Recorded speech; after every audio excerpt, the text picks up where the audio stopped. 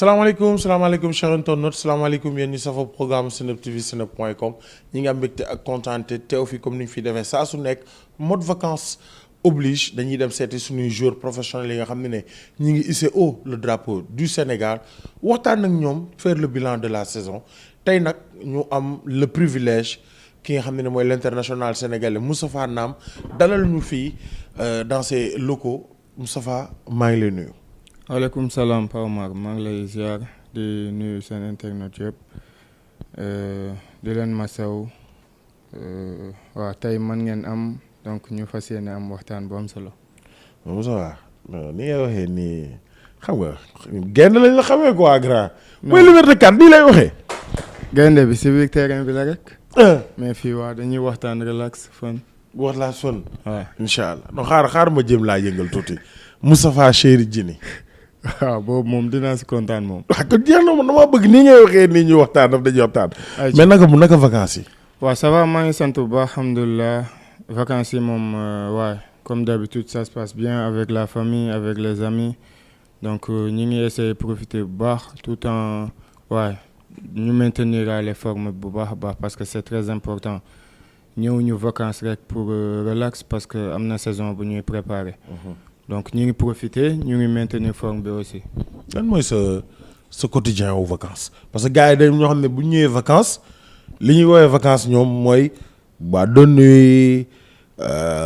la belle vie profiter au max ñi il préfère tamit concentrer uniquement à la famille parce que dañ leen di nam. lan mooy quotidien aux vacances Moustapha Nam. waaw profiter bi moom du ñàkk parce que ku nekk compétition 9 ou 10 mois. soxla na benn moment boo xamante ni dafay respirer un peu c'est normal mais comme ni ma ko waxee léegi nekkul par exemple 2 semaines wala 3 semaines lañ la may rek période boobu yëpp da nga koy relax donc li nga amoon yëpp da nga koy perte da ngay am ñeneen ñi dañuy am temps d'avance par rapport ak yow parce que dafa am benn saison boo xamante ni da nga ko war a entamer. bon man moom voilà j'essaie de profiter au max comme ni ma ko waxee mais. di maintenir aussi sama forme xëy le matin entraîner soit plage soit gym le matin après su ma ñëwee lekk ba pare noppalu ngoon su ma mënee am match de gala la nuit ou le soir pas tous les jours nag parce que des fois ma def benn séance des fois ma def ñaari séance mooy match bi ak entraînement bi. Des fois aussi damay noppaleku dimanche yi wala samedi ak dimanche ça dépend sama programme. après waaye guddi bi ma dem seet sama famille nekk ak sama gars yi donc tranquillement quoi après week-end bi su fekkee defuma dara ma profiter génn ak sama jabar sama famille ak sama xarit yi. lan nga gënoon a namm lan ngeen di gën a namm par exemple particulièrement yow soo ñëwee vacances yan ambiance ngay gën a namm. mooy toogaayu ensemble bi toog ensemble lekkandoo ensemble. génn bi parce que boo nekkee à l'étranger su fekkee nekkoo fa ak sa famille. genre loolu daf lay manquer parce que comme par exemple man sama jabar kese laa nekkal à l'étranger des fois de temps en temps la samay sœur wala sama frère di ñëw wala samay xarit donc boo ñëwee Sénégal da ngay retrouver ambiance boobu ñëpp nekk ensemble. di lekkandoo di àndandoo teg ataaya donc c'est important. wala dem seeti famille bi aussi parce que par exemple samay parents fii lañ nekk. donc su ma ñëwee dinaa essayer tous les jours wala chaque 2 jours di dem di leen gis c'est très important pour moi. macha allah wax nga ñu ni ngay passer sa vacances mais Moustapha gars yu bëri ñu ngi lay gis nii. mais on voudrait découvrir l'humain la personne de Moustapha Nam kan mooy Moustapha Nam pas le joueur mais l'humain. Moustapha moom benn xale bu doon am rêve nekk footballeur professionnel la mais aussi jàng na parce que damay sant aussi bu baax a baax samay parents ak sama famille parce que bàyyiwuñu ma si lu ma nekkee bëggoon naa football trop mais dama doon boole ñaar yi dama doon dem école j'étais pas nul. dama doon am ay. j'étais pas nul di ree. j'étais pas nul pour ne pas dire j'étais fort.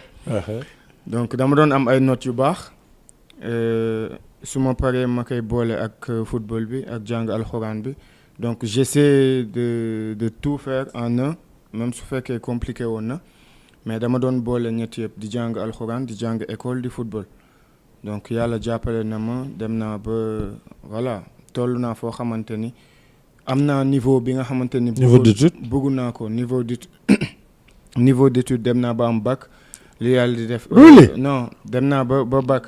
donc année bi ma nar a def bac si la voyagé sama premier voyage en 2015 en Belgique. donc si digg année bi si la voyagé bi ma demee au lieu d'1 mois ma mujj def 10 mois. donc bac bi dafa am sama ginnaaw. waaw donc après ça nag ma dellu Sénégal ci laa duggee si championnat bi première division et après c'était compliqué pour ma yeggali samay études pour passer bac bi.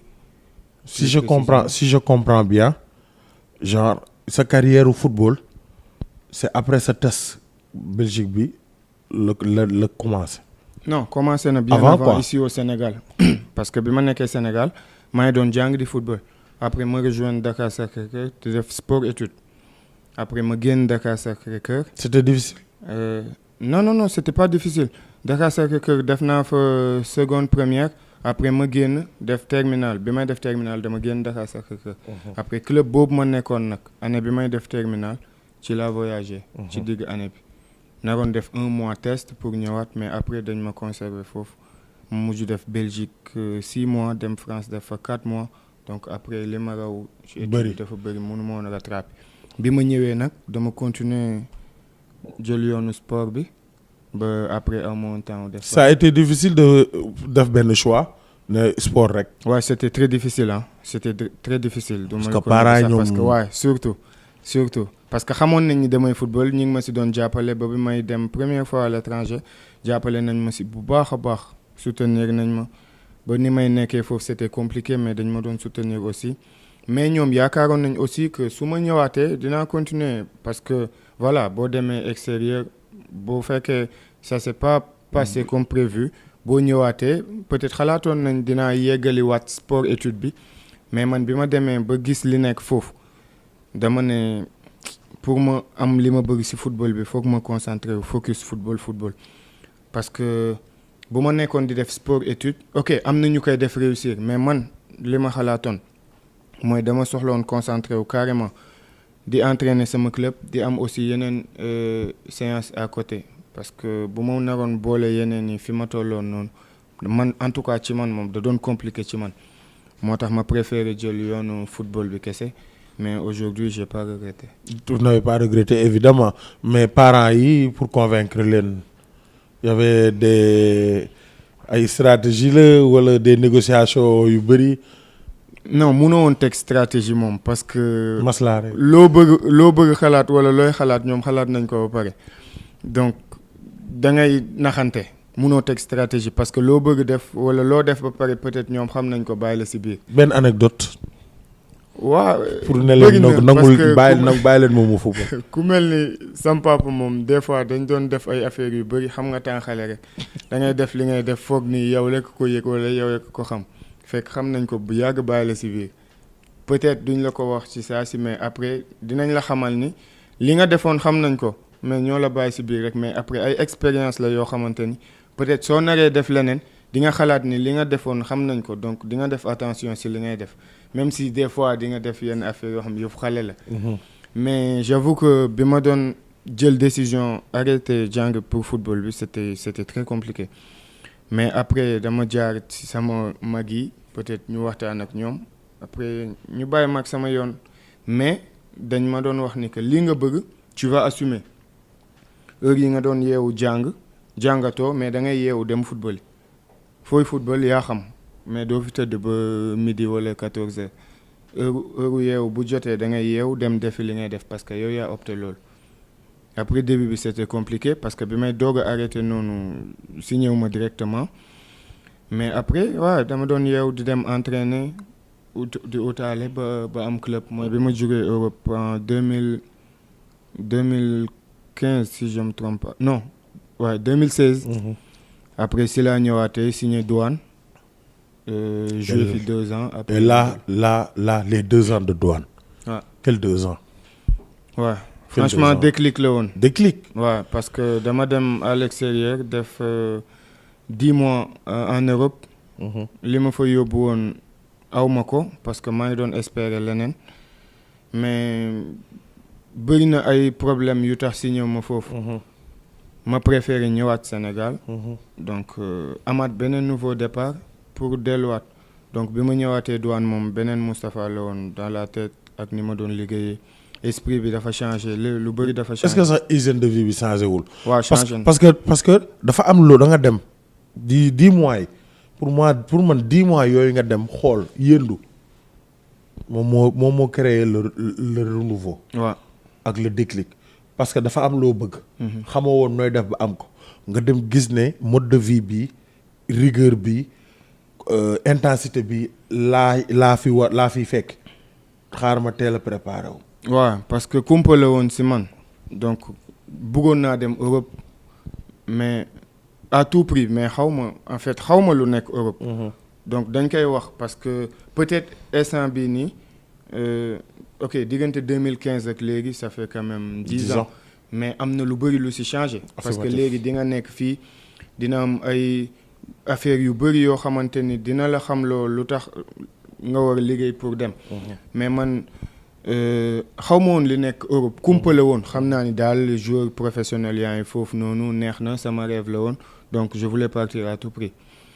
je m'étais préparé mais j'étais pas prêt pour man pare woon na mais bi ma demee dama fa fekk leneen bi ma demee nag 10 mois yooyu daf ma servir daf ma yee dafa def ci man déclic boo xamante ni dama comprendre en fait pour xam su ma dellusee su ma demaatee lan moo ma fay téye. donc bi ma ñëwee dama def sacrifice teel tëdd teel a yeewu lekk bu baax def saison bu baax pour dugg ci équipe nationale locale bi pour génn ak doole nga xamante ni su ma demee rek damay intégrer. et tu l'as réussi parce que milieu de terrain douane boo xam ne da doon titiller les meilleurs buteurs du championnat du Sénégal chaque année toute compétition confondue c'est plus de 10 buts cerise sur le gâteau compétition wofu. et là ça foofu la mën nañu wax ne foofu la carrière Moustapha Nam jëlee envol. mooy wofu bi ngeen joué Thiès. waaw yow ak Philippe Kenny ngeen ñëw renfort. compétition boobu mën naa ni dafa tax Sénégal gën ma xam. parce que joué naa ci championnat bi 2 ans période boobu équipe nationale locale amuñu woon compétition donc dañ doon def ay matchs amicaux wala ay Jeux olympiques yoo xamante ni amuñu woon compétition majeure. te milieu bi dafa xatoon. waaw donc ci 2 ans yooyu noonu. amoon naa présélection mais amuñu woon compétition majeure. donc après sama 2e année douane ma dem Pau. bi ma demee Pau après si la rejoindre équipe nationale locale olympique pour wafu bi. donc bi ma ñëwee maa ngi nuyu de passage Joseph Senghor. moo doon sama entraîneur douane. moo nekkoon adjoint Serigne Saliou Dia maa ngi koy nuyu aussi bu baax. ñoom ñoo nekkoon ci équipe nationale bi. xamoon nañ ma déjà léegi ñoom ci tournoi boobu dañu amoon possibilité sélectionner 3 joueurs expatriés. biñ ma contacter ma ni pourquoi pas bëggoon naa ñëw après sama club nag amuñu woon obligation bàyyi ma. parce que nekkul woon compétition boo xamante ne yegg na FIFA.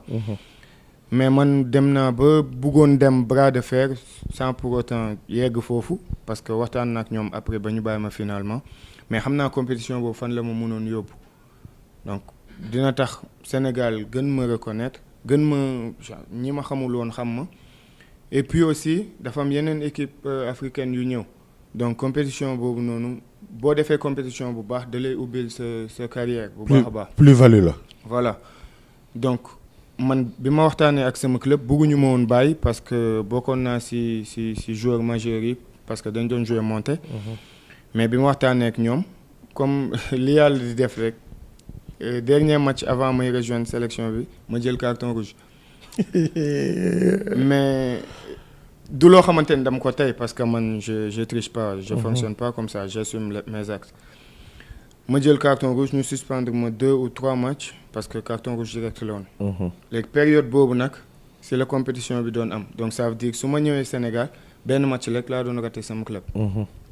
finalement ma ñëw ma ne nag dem naa bras de fer ak sama club ñëpp wax nañ ma ne damay dem donc je viens pas pour rien du tout. pas pour toog banc. Ouais, non pas pour toog banc pas pour des figurations aussi jouer 2-3 matchs ñibbiwaat. dama ñëw pour gagner compétition bi. donc mënu ma woon ñëw rek wax ko devant tout le monde mais amoon naa objectif bi may ñëw yaa wafu bi comme ni nga waxee 3 jours expatrié la woon yow Philippe Kenny. Philippe Kenny et il y avait aussi. Ibrahima Dramé. Il y avait un troisième mais mujjul ñëw. mujjul ñëw mais ma Kenny moom. yaa Kenny ay après yow milieu terrain bi yow la woon Assane Mbodj. Il y avait Assane Mbodj, il y avait Madické Kane bu Jaraaf. il y avait Ablaye Ba ak Ablaye Ba tamit lay Messi bu ñaari tali. il y avait Dominique Mendy bu nekkoon Génération Foot tam nekk léegi Irak. Ouais, on avait une bonne équipe. Axe central bi c'était Djibril Thialaw Diop de Génération Foot Moutarou Baldé latéral droit Babacar Diop Baba Zidane. Babacar Diop aussi. waaw Baba Zidane ñoo newoon si axe bi une belle équipe. Ouais, franchement gars yi wofu bi li gars yi di gën di retenir muy mbëkku Ibrahima Dramé bi. waaw c'était drôle hein. mais wofu bi ngeen toj ko mun après gars yi bëri sax fi lañ tasee ku nekk gën a am club ngeen jël wofu bi benn plus-value ñëw et après yaakaar naa si nga demee Paris FC. waaw parce que wofu bi mi ngi fekk ñuy jouer fekk na championnat bi commencé en fait. mais mi ngi woon sama dernière année de contrat pro. waaw ñu jël wofu bi donc forcément dina am ay ouverture au stade Lat Dior de Thiès surtout équipe boo xamante ni mooy vainqueur wala ak finaliste dina am ay ouverture parce que recruteurs yi dañuy ñëw club yi dañuy seetaan. ñu gagné ko ñu tombeel ma dellu aussi po ñu gagné championnat bi monté en Ligue 2. Donc j'avais le choix amoon nañ def nañ saison bu baax ñu éliminé Bordeaux tasanteeg PSG mu éliminé ñu Coupe de France. Donc nekkoon na saison boo xamante ni c'était bien quoi. waaw après amoon nañ ay club yu bëri mais dañ def choix ci Paris FC parce que choix de carrière lañ doon topp. plan de carrière. waaw club bu baax la club bu stable sportivement donc et puis financièrement aussi on se plaignait pas. donc ñu signé foofu noonu et puis waaw. def Paris FC. voilà def nañ 2 fois tournoi monté donc. continuité lañ nekk ba ren jii lañ mujj monter donc pour man c'est mérité. c'est mérité et Paris FC dañ fay taxaw parce que 2 ans nga fa def xaw ma 3 ans. si 2 ans 2 mois def naa 2 ans joué début saison. mais quel 2 ans 2 mois. où on a eu le Moustapha Nam Prime qui lui a valu sa première sélection avec l'équipe nationale du Sénégal en mai 2020. novembre 2020 en novembre 2020. Moustapha Nam Prime lañ amoon au niveau de Paris FC. ba sax dirigeants yi ne nañ tu comptes énormément pour nous noo dund boo doon résumé sa jaar Paris FC. mun naa ne genre sama continuité la bi ma demee France parce que bi ma demee France dama signé 2 ans pour première année bi ñu joué maintien c'était compliqué deuxième année bi ñu joué montée def parcours bu baax Coupe de France après si lañ monté. Donc après si laa dem Paris FC donc continuité la parce que 2 ans yi mujj aussi c'était pas mal. Paris FC aussi première année c'était bien dama ñëw rek imposé wu nekk titulaire def saison bu baax saison bu plein donc joué nañ waaw ba play-off. barrage play-off lañ toog Grenoble moo ñu éliminé je crois quart de finale demi-finale play-off. Après deuxième année bi aussi ñu nekk ci continuité boobu joué waat play-off gagné premier match dem deuxième match Sochaux éliminé ñu. donc c'était dernier match de barrage avant les play-offs. donc ma def ñaari saison yu baax Paris FC donc mën naa ne réussir naa fa quoi individuellement après collectivement monter lañ doon jouer. sans pour autant imposer ko suñu bopp wala. am pression boo xamante ni kenn teguñu ko mais mën naa ne ñaari année yoo xamante ni la réussir nañ ko.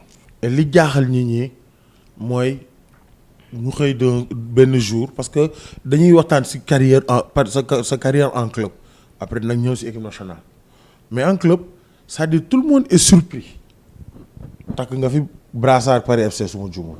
dugal nga fi coup franc bu ne ak Paris FC. enchaîné nga fi benn mois du ñu may chaque semaine coup franc. mais ñu xëy Moustapha Nam prend ses clics et ses claques doyal na Paris FC bonjour Pafos et pourquoi sax Pafos lan moo mais Moustapha est-ce que lan moo tax réellement sincèrement nga jógee Paris FC club boo xam ne bëgg na la takk nga fa capitaine. te bu ñu déggee président bi du finance moo tax nga jóge fa bon yow yaa ñu mën a tontu. mais sincèrement lan moo tax nga jógee Paris FC. doyalu ma woon Paris FC sax parce que ni nga en fait ni nga posé question bi c'est pas maladroit mais genre du dama doyal Paris FC un bon jour ma dem. en fait maa ko defee noonu parce que dama bëgg nga jox ma. ouais. j'ai mis le faux pour laal sa orgueil pour nga wax ma. non du orgueil. waxin la bokk waxin la. weesu naa foofu. non waxin la. donc Paris FC club la boo xamante ni genre mënuma leen fay parce que dañ ma yëkkati ba ñëpp gis ma. donc fa laa amee sama première sélection équipe nationale A. damay dégganteeg ñoom ba léegi ñëpp ñi fa nekk donc club boo xamante ni je le serai toujours reconnaissant donc transfert boobu nu mu demee c'est passé trop vite parce que yaakaaruma ko woon sax man dama nekkoon sama dernière année de contrat début saison bi ma joué ak Paris FC ba mois d'août bi ba ma joué dernier match contre Amiens à l'extérieur si je me rappelle bien j'ai joué contre Amiens à 2h du matin lañ trouvé accord. Le lendemain à midi j'ai fait ma visite médicale je suis parti donc mais mi ngi doon na benn transfert boo xamante ni dañ ko togg pendant 3 ou 4 mois. ah bon. Ouais. Parce que au début bi ñu ñëwee Pafos bi ñu ñëwee je les ai respectés mais dama leen ne merci c'est bon je veux pas. tu veux au début bëggoon dem Chypre. non bëgguma xaw ma woon sax Chypre fu mu nekk xaw ma woon Chypre xaw ma woon Pafos xaw ma woon dara. mais ñoom je sais pas amoon nañ gëm-gëm boo xamante ni depuis 3 ou 4 mois ñu may topp tontoon naa leen lu ne wax naa leen lu ne mais dañ doon insister dem nañ ba benn période boo xamante ni genre bugguma leen woon parce que on sait jamais diggante joueur ak club wala diggante joueur ak recruteur wala ay directeur sportif on sait jamais da ngay rafetal parce que xamoo ëllëg ndax di nga leen soxla wala fan ngeen di tase encore. Donc pendant 3-4 mois ñuy wax depuis fin de saison année d'avant bi donc bi ñu ñëwee première fois sama réaction dama ne non c'est bon mais après donc ku bëgg da ngay xam ni dafa bëgg quoi à chaque fois ñuy ñëw gën a motiver ak ay yeneen proposition mais man lu doonoon sama plan mooy nekk sama continuité Paris FC dans 6 mois il y a une coupe du monde et maa ngi ci groupe bi su ma continuer performance su ma gaañuwul damay dem coupe du monde. donc man si logique boobu laa nekkoon mais on sait jamais li ngay bëgg ak li ngay fekki du benn donc après ñu continuer noonu ma joué juin juillet non août ouais ma joué début saison ak Paris FC ba le 29 août dernier match championnat dama pare match sama directeur sportif woo ma ay minuit ma waxanteeg moom mu ni ma peut-être dinañ trouver accord parce que ñoom dañ ma bëggoon prolonger Paris FC dañ ma bëggoon je l'avoue parce que dernière année contrat laa nekkoon xamoon nañ ni su saison bi jeexee damay dem libre mais ñoom jaraloon na leen ma jouer ba saison bi jeex pour dem libre parce que newoon nañ su ma jouer mën naa leen apporter montée et puis après on verra mais indil nañ ma proposition boo xamante ni man arrangé moon parce que fii kenn ku si nekk muy footballeur bi muy entrepreneur bi muy ku mu munti doon kenn ku si nekk da ngay xool sa intérêt. bëggoon naa continuer aventure bi ak Paris FC mais proposition yi ça me suffisait pas parce que amoon naa lu ma leen laaj du forcément niveau financier mais niveau sportif niveau contrat durée de contrat salaire prime et tout. donc li ma bëggoon cër bi non pas cër bi joxoon nañ ma cër mais en fait. fi ma bëggoon dem li ma bëggoon continuer ak ñoom man long terme laa bëggoon dem long terme parce que man maa ngi doon xool maag Paris FC dans 4 ans wala dans 5 ans en Ligue 1 ñoom bëggoon nañ loolu mais nekkul man ni ma ko bëggee woon. su ma la déggee prolongement bi su ma la déggee li tax li créé cassure yaag Paris FC mooy yow prolongement de contrat bi nga bëggoon c'était un prolongement de contrat de 3 ou 4 ans. peut-être léegi gars yi ñëw naan la non nañ def ay par 1 an wala par 2 ans parce que lan dañuy xool âge beeg affaire yooyu. non pas du tout yaa ngi may indi foo xamante ni da ngay yaakaar ni dama lay wax li si nekk réellement mais c'est professionnel am na yoo xamante ni je peux pas donc du woon question de âge parce que Paris FC man ak ñoom dépassé woon nañ loolu et puis bi mu fay nekk j'avais 27 ans. non je sais. j'avais 27 ans su ma fa signé woon. encore mais d'accord nga si man ne première cassure mi ngi am yow da nga bëggoon un prolongement au minimum de 4 ans ñoom il voulait pas ak yow foofu si prolongement contrat bi. li mu mën wax mooy trouver wu ñu accord si contrat bi. pour prolonger contrat.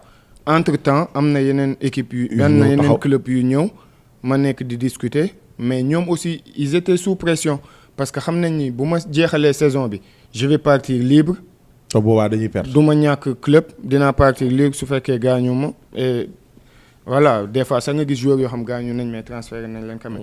mais joueur bu libre moo gën a neex a jaay joueur bu nekk sous contrat. affirmatif. donc xam nañ ni su ma jeexalee saison bi. peut-être naa leen jàppale ñu monter mais dinañ ñàkk xaalis ci man. parce que instant boobu am na ay club yu ñëwoon teg xaalis pour jël ma une année de la fin de mon contrat donc ñoom instant boobu. ñi ngi dute amoon ay statistiques yu baax. au niveau de Paris FC. mais biñ demee ba toll fi nga xamante ni benn jour moo des mercato bi jeex club bi indil leen proposition boo xamante ni ñoom xalaatuñ ko woon sax donc ils se disent dans 6 mois Moustapha day dem libre. donc instant bi mën nañ jël xaalis boo xamante ni yaakaaruñu woon sax que nañ ko am. donc ñoom daf leen arrangé woon te bëgguñu ma woon bàyyi man aussi derrière maa ngi doon discuter ak club bi donc pendant 3 mois c'est long quand même pendant 3 mois maa ngi doon wax ak ñoom.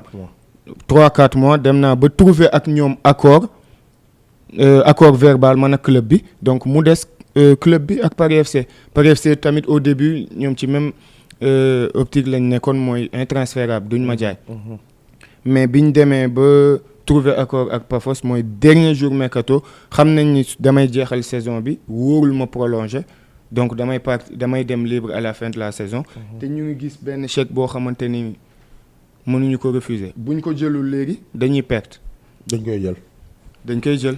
donc dafa bëri ay affaires yu. non dégg naa la léegi nag dégg naa la. voilà bii moom du journaliste bi mooy wax. c'est-à-dire je me mets à votre place. dégg naa la nañ tëj parenthèse Paris FC. bienvenue Pafos.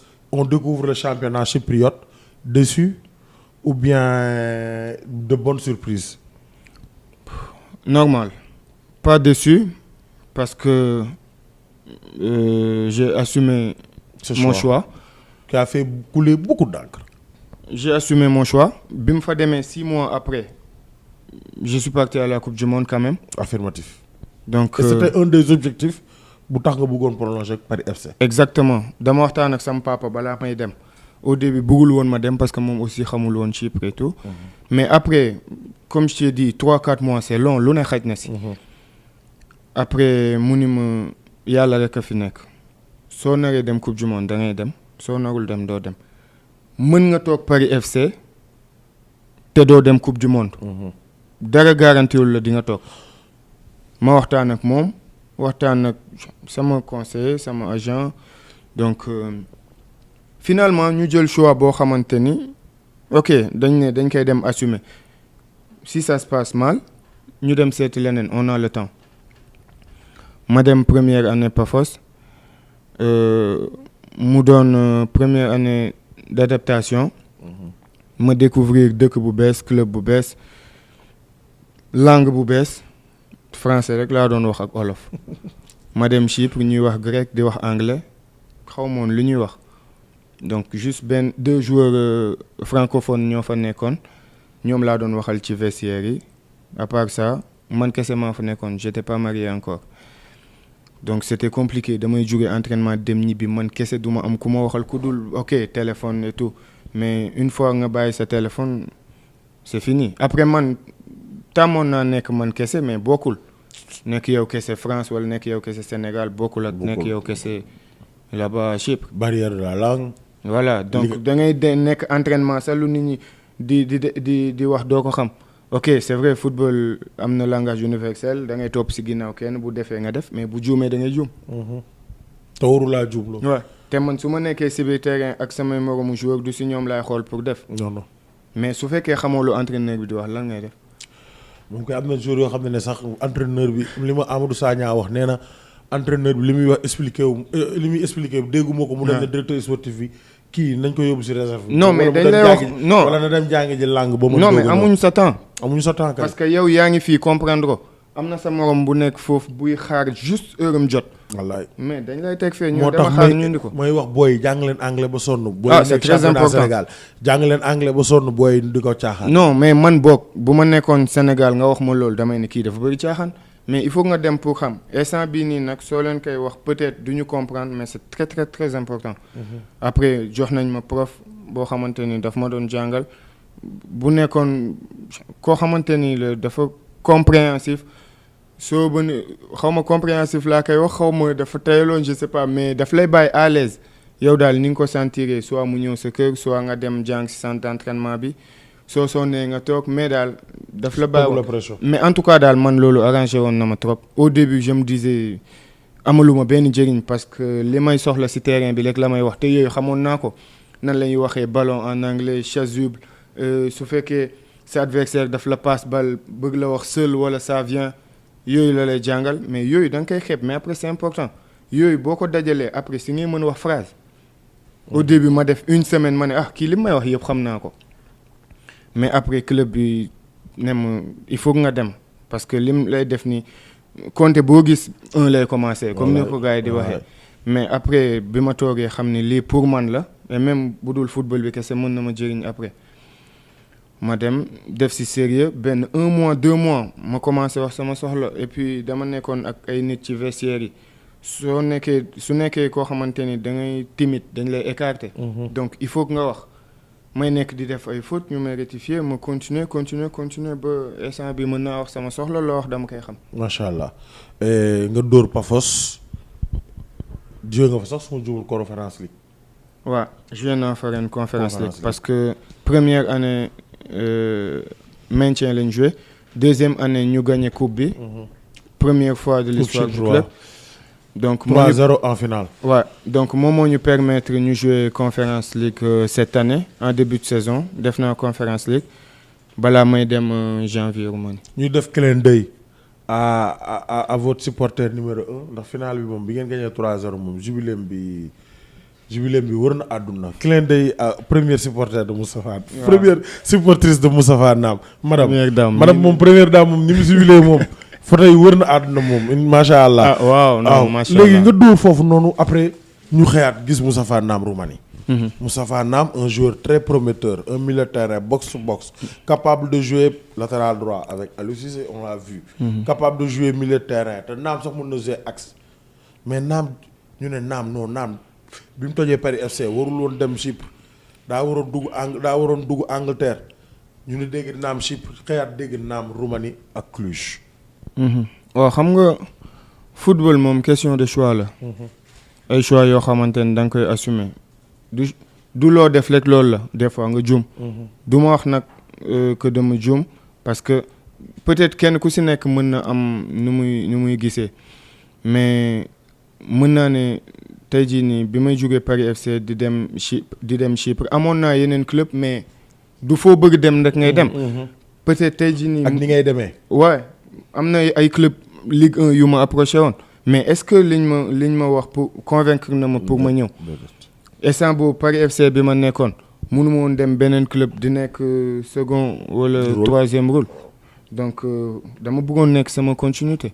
amoon na ay club Ligue 1 yu bëri wala ay club à l'étranger en Italie Belgique fu nekk. mais liñ ma proposé arrangé wu ma. parce que mënu ma jóge Paris FC def 2 ans 2 saisons yu plein ba pare may dem di jouer second rôle ku ma wax que dinaa gaaw a jouer première partie saison bi après yooyu indi ñu jël la prêté waat la D2 wala national après nga delluwaat. waaw te day wàññi sa progression. day wàññi sa progression te li yow li la amal solo booy naal man fu muy footballeur. man footballeur la football rek moo ma intéressé. waaw fu ma ko amee bëgg naa donc bi ñu demee Chypre première année bi ñu joué maintien année d'adaptation parce que am na lu bëri loo xamante ni daf ma manqué woon pour ma jouer foofu mais joué naa quand même. Deuxième année ma imposé wu carrément en tant que cadre si équipe bi joué 39 matchs sur 40 ñu gagné coupe bi pour la première fois ci histoire bu Pafos bi yëpp donc troisième année bi forcément dañuy jouer Europe il y a plus de compétition il y a la Conference League il y a la coupe nationale il y a le championnat donc effectif bi dafa gën a étoffé et même début saison maa doon joué maa def 8 matchs conférence ligue yëpp qualification. parce que qualification préliminaire la waaw. donc joué nañ 8 matchs 4 fois aller-retour donc maa joué match yëpp début championnat bi aussi maa ko commencé après ma commencé toog si banc bi parce que commencé woon na am rotation après rotation bi demul woon sama faveur donc j'ai parlé au coach et au directeur ñu ne dañu am confiance si man bëgg nañ ma toog fii bokk naa si joueur cadre yi si équipe bi mais ça me suffisait pas man li ma bëggoon mooy jouer man bëgguma nga may promettre man et puis pour man yaakaaroon naa ni mérité woon naa jouer respecté naa yeneen joueurs yi aussi. du moment où que sax yow yaa joué les 4 matchs de la conférence. les 8 matchs. les 8 matchs autant de moins. ba ñu qualifié 4 matchs aller-retour yi. ba ñu qualifié phase de groupe donc après football ni joueurs yi defee seen choix entraîneur yi noonu lañu defee seen choix te même entraîneur bi moo ma joué loo 39 matchs sur 40 l'année d'avant donc loo xamante ni la man mënuma wax dara parce que je suis pas ingrat aussi am na yeneen joueurs yoo xamante ni ñi ngi foofu daaw bi ma doon joué wuñu wala ñi nga xamante ni ñi ngi woon seen club daanu woon joué donc ma respecté choix yi nekk samay entraînement bi janvier jotee ma demandé leen pour dem prêt au début bëgguñu woon mais après man bëgguma woon toog foofu noonu pour jouer def même première partie saison bi may leen foog ma dem prêt pour 6 mois même soo leen bëggee mu doon prêt sans option d'achat nga xam damay dem jouer ñëwaat finalement amoon na club yu bëri yu ñëwoon taxaw mais dama bëggoon club boo xamante ni dama fay am challenge dem jouer ba pare am na lu ñuy jouer fin de saison bi am na pression quoi dew moo rek pour jouer de la figuration. Voilà. Donc après, c'est l'un des choix au Cluj parce que Cluj, ils étaient deuxième. À dans 2 le points. championnat roumain. Ouais. À 2 points du premier. Et puis, nous avons aussi quart de finale coupe. Donc, challenge le beau, ça me tentait un peu. J'avais hésité au début parce que PIB, c'était pas trop convaincant. Mais après, 6 mois, le football, mon fait au bout. Amna challenge quoi. Bah, madame relever défi bignot. Donc lolo ma yóbbu Cluj. Satisfait? Non, pas du tout. Sama plus grande déception ci football sama expérience Cluj la. waaw su dem doon tey moom du ma fa dem. loolu moom choix la boo xam dama koy assumer maa fa bëggoon dem mais dama teel a doyal. parce que en fait liñ ma promettre pour ba ma ñëw yëpp gisuma ci dara ou bien 90% gisuma ko. déjà sportivement. Même dans la vie de tous les jours, même au quotidien, administrativement, muy man ak sama jabar parce qu'au début mag moma naron and.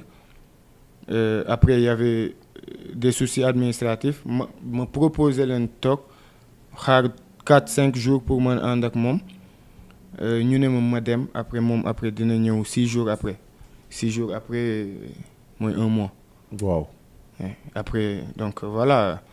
ci ñoo xamante ni ci koo xamante ni xale la dem dëkk boo xamante ni xamu fa kenn c'est chaud. C'est chaud. loolu benn parenthèse la sax mais après sportivement parce que man waxuma entraîneur boo xamante ni daf may ñëw jël di ma dugal di ma jouer loo 90 minutes tous les jours mais sooy dem ci club su fekkee am na ñuy seetaan xam nañ bu baax li may wax ñi nga xam ñi ngi ci monde sportif bi.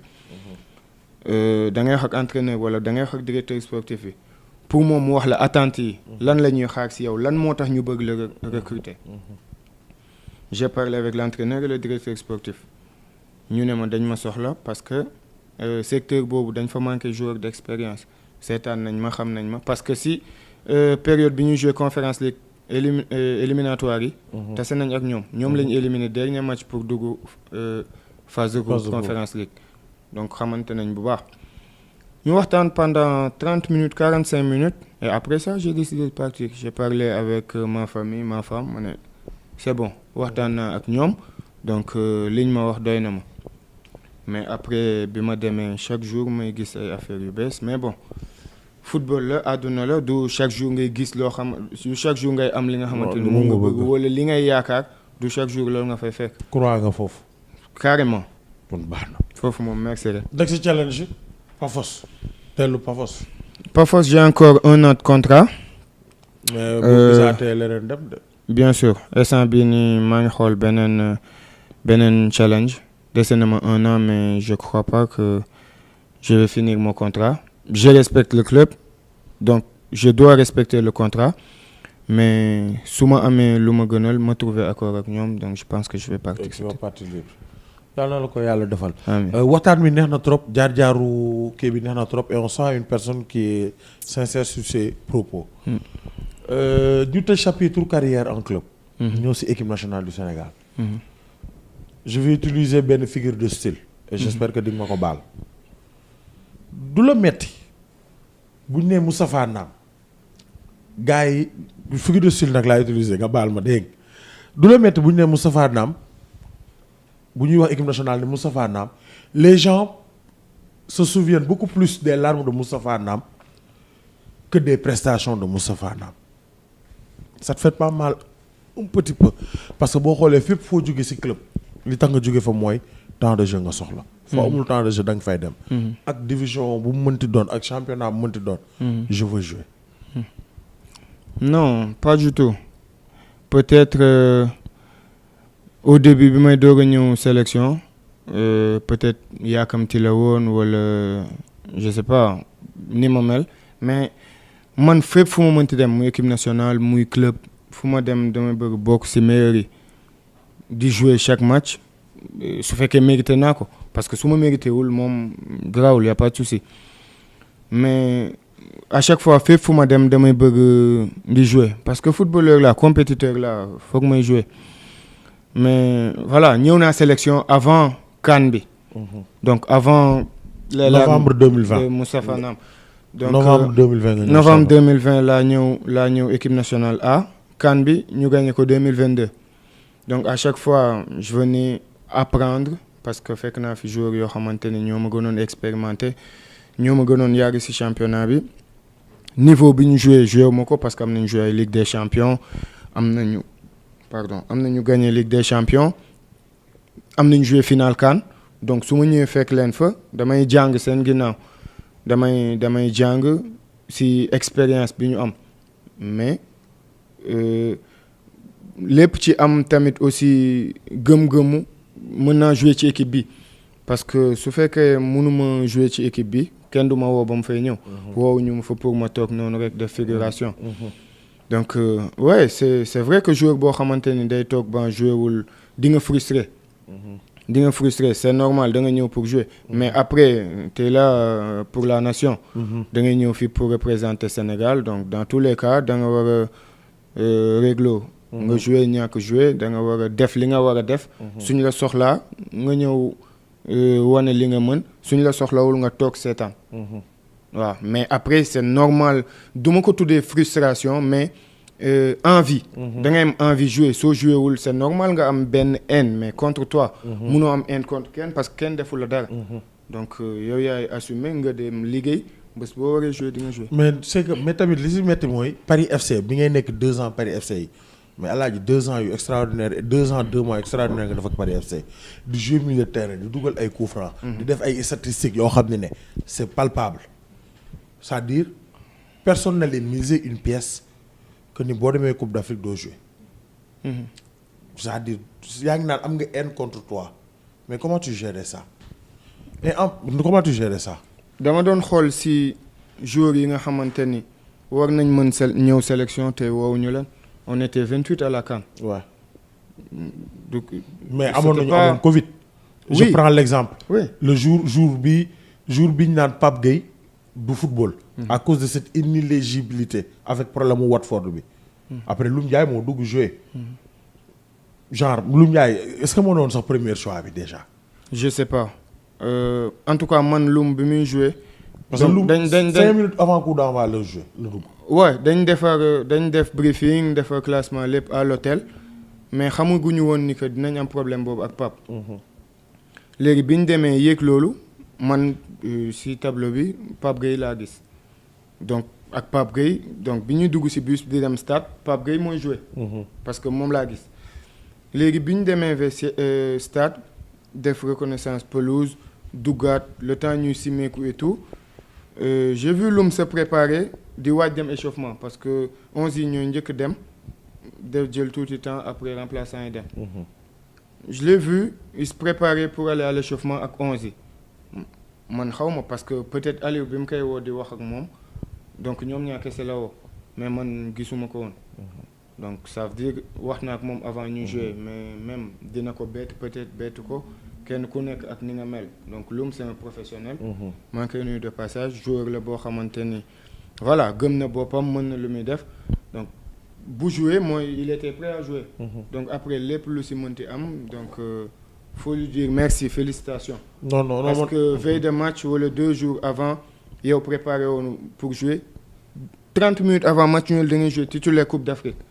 C'est pas facile hein. En fait man fi may waxee sax lu comme ni nga expliqué noonu état d'esprit bu baax la mais man fi ma doon waxee mooy premier match 13 ngeen woon. entraînement Papis moo doon nekk latéral droit caméraman amoon na ay ñoo xam ne dañoo amoon cas de Covid ñi ngi woon Sénégal Saliou Ciss Mame Baba Thiam mais yow yaa ngi woon a groupe bi premier match Edouard Mendy Kalidou Koulibaly Gana Gueye out non Edouard Mendy Kalidou Koulibaly out corona genre ngeen di doon à 13 après ngeen di doon à 15 amoon nga espoir ne peut-être ak 5 changements dinaa dugg. comme laa doon waxee comment tu noonu nga doon gérer ambiance boobu.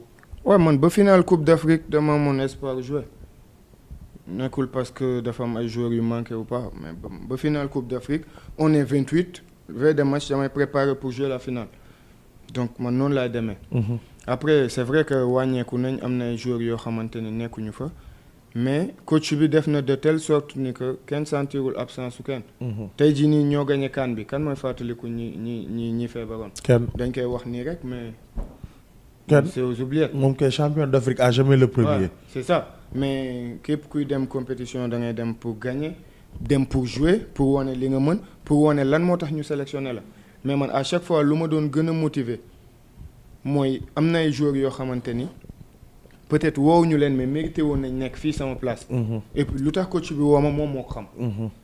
man j'étais performant je faisais mes matchs. am na yenn match yu mu lay joué lu latéral. waaw sax mais moom kese moo xam lu tax mu woo ma il avait confiance en moi peut-être soxla woon na ma pour latéral et pour milieu terrain peut-être ak sama polyvalence moo tax mais à chaque fois dama doon am ay meeting ak moom bi ñu nekkee Cameroun daf ma doon woo souvent à l'entraînement dans sa chambre fu ne la ma doon woo ñuy waxtaan donc.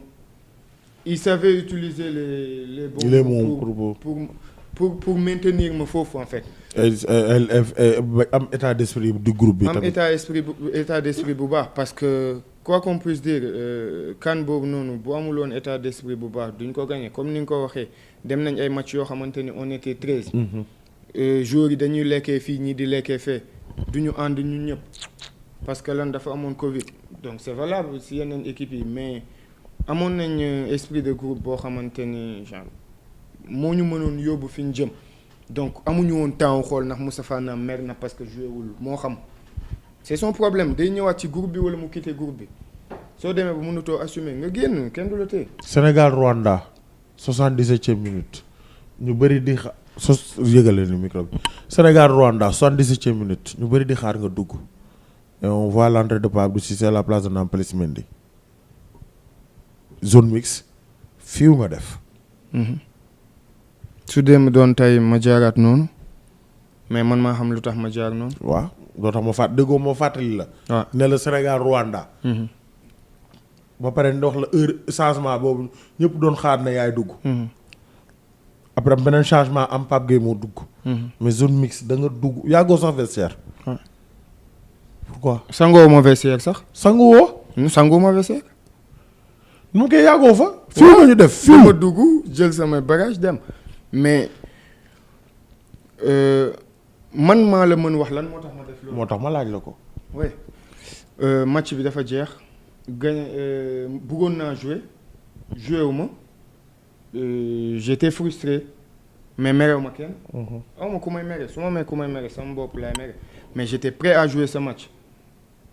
et tout le monde attendait que tu joues. oui mais. su fekkee kenn xaarul ma jouer sax man xaaroon naa pour jouer donc loo xamante ni la man dama préparer sama match pour jouer mais su ñëwee donc ma gis leneen ok tey jii nii du ma critiquer choix wu kenn entraîneur bi mooy def ay choix am da koy assumer dañ ko fa teg pour mu def ay choix donc man du ma assumer choix du ma critiquer choix wu entraîneur. donc c'est son problème genre c'est son problème mooy c'est son métier donc man lenn laa am mu soxla ma ne ma kaay jouer ma ñëw jouer soxlawu ma toog ci banc bi ñeneen ñi muy dugal sama place gënuma leen donc suñu jouer dañu war a jouer mais match boobu noonu jeex na j'étais frustré contre moi-même et personne d'autre ma dugg jël samay bagage dem mënuma woon taxaw zone mixte parce que su ma fa taxawoon lan laa fay wax. dara joué nañ match bi jeex na j'étais frustré donc instant boobu peut-être am na ñoo xamante ni ñi ngi doon xaar ma romb pour ñu tàllal ma micro mais lan laa leen di wax xaw ma lu ma leen di wax j'ai préféré dugg jël samay bagage dem aussi simple que ça.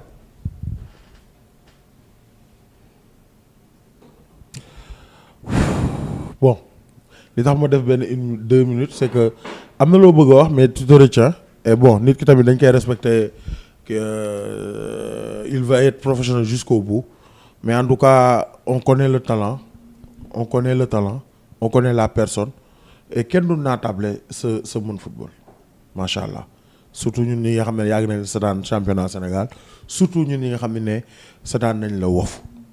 Merci de nous avoir accordé cette interview. Merci à vous.